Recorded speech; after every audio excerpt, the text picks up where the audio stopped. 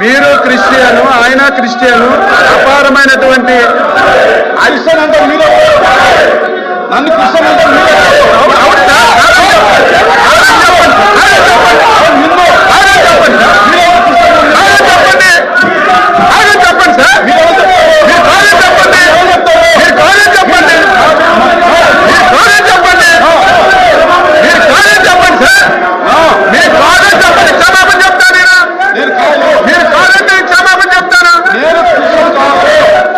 ఎప్పుడు బేసంచాలకు పోను అధ్యక్ష, బేసంచాలకు ఎప్పుడు పోను.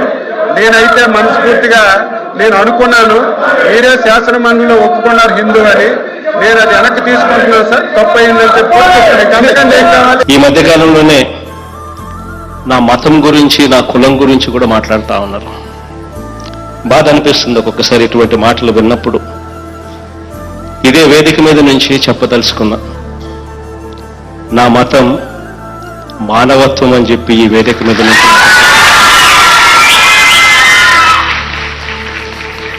నా కులం మాట నిలబెట్టుకునే కులం అని చెప్పి నేను ఈ వేదిక మీద నుంచి తెలియజేస్తాను.